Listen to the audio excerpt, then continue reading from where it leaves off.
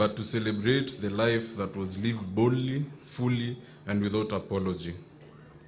We gather to honor Cyrus Shakalaga kwa Jirongo, a scion of the Tiriki, son of Kenya, a father, a brother, a builder, and a kingmaker, and a force of nature. Cyrus Jirongo was born on the 21st of March 1961 in Virembe village, Shamahoho of Tiriki in Hamisi, to the late Paul Jirongo Shakalaga and Selina Ikonanga Jirongo. He was the 11th child in a family of 13, raised in a home grounded in Christian faith, discipline, and enduring belief in hard work. Growing up on the edge of the forest block in Lumakanda, he learned early the values that would define him for life's responsibilities: generosity, courage, and a natural instinct to lead. As a boy watching the heavy transit trucks rambling down towards the Kipkaren River Bridge, Cyrus imagined himself at the wheel of those mysterious machines, in control of power and movement. It was an early sign of a mind drawn to a scale and possibility from a young age. It was clear that he was not meant for small things. His ambition was never quiet or concealed. It was bold, visible, and determined. His early education at Lumakanda DEB Primary School, followed by Mangu, instilled discipline and confidence. But it was equally evident that his education would not be confined to classrooms alone.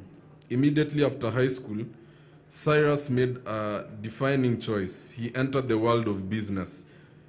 Entrepreneurship summoned him not as an option, but as a command, and he answered without hesitation. He understood markets intuitively. Where others feared risk, he saw opportunity. He built, expanded,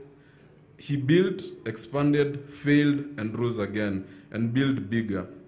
In the early 1990s, he transformed Kenya's real estate landscape by pioneering affordable, spacious housing for middle class. At the time, such a thing was revolutionary. Hazina Estate, Saika Estate, Kemri Estate, and Ongatarangai stand today as a physical monument of his vision. Beyond real estate, his footprint extended across energy, cement production, logistics, finance, and later into African mining and carbon markets. Cyrus Jirongo did not merely participate in the economy, he helped shape it. He believed the enterprise was not only about profit, but about dignity, jobs, and opening doors where none had existed. Though he learned relentlessly from experience, he also held a deep respect for formal education. He believed that knowledge was the one possession no one could ever take away. Later in life, he returned to the classroom, earning a higher national diploma in management from Cambridge University and an executive MBA from Jomo Kenyatta University of Agriculture and Technology. It is, however, in public life that Cyrus Jirongo became a national figure in 1992.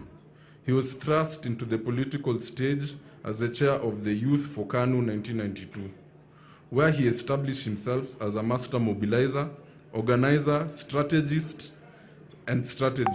His influence during this period was so pronounced that it put his erstwhile business success in jeopardy and forced him into active politics. He served Kenya with distinction.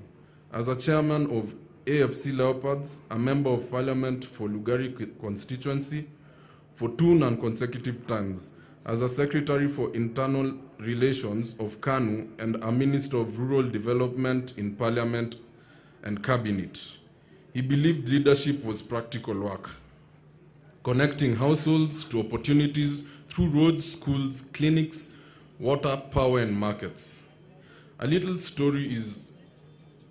told story is about how, at the height of the of the post-2007 election violence, he rode on a black Mamba bicycle, persuading his constituents to take internally displaced persons. Even when his election's ambitions did not yield victory, he never retreated from public life. Cyrus believed that leadership was not about winning once, but about standing up every time. He founded and led political parties out of deep conviction, believing fiercely in federalism, economic empowerment, and dignity for ordinary Kenyans across the nation. For his service, he was awarded the Order of Golden Heart of Kenya, EGH, one of the nation's highest honors. Yet, those who know him best will tell you that titles mattered less to him than impact. His proudest legacy was not office, but people, students whose education he paid for, families he supported, enterprises he backed, and businesses he rescued, and communities he uplifted. His role in championing the growth of Masinda Muliro University of Science and Technology remained a lasting gift to Western Kenya and the nation. Beyond public life, Cyrus Jirongo was above all a family man, a patriarch in the truest sense. He was husband to Anne Kanini, Christine Nyokabi, and Anne Lanoe, and a devoted father to many children, each carrying a piece of his spirit. To them, he was not a politician or tycoon. He was simply dad. Loud, loving, demanding, generous, and present. He celebrated their victories loudly, corrected them firmly, and believed in them relentlessly. His multicultural children speak of a man who taught not through lectures but by example, a man who believed in courage, discipline, forgiveness, and laughter. His presence filled rooms, his humor disarmed tensions, his voice carried authority. He gave freely, sometimes too freely, but always from a place of love.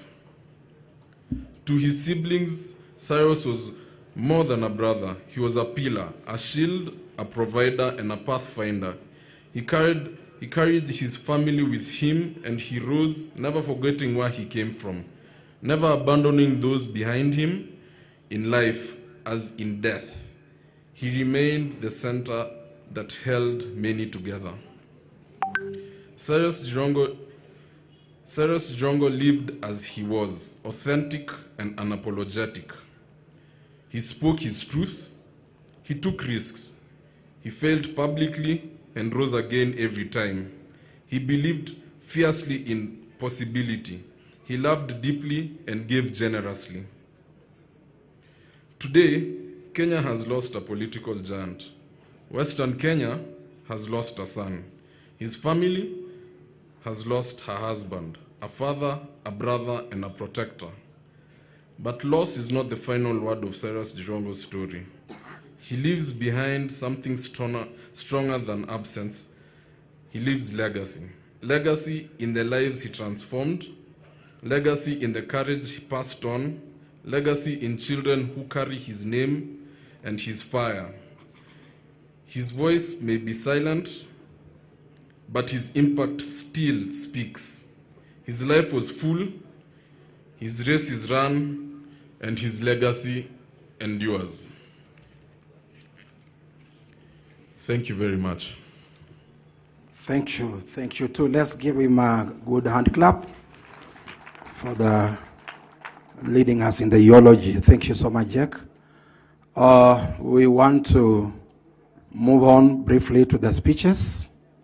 And as I've said earlier, we shall be very brief on the speeches. We want to honor mostly the spouses. They know Cyrus more than all of us, and so we'll give them the maximum that is prepared for them. I want to call upon my brother here,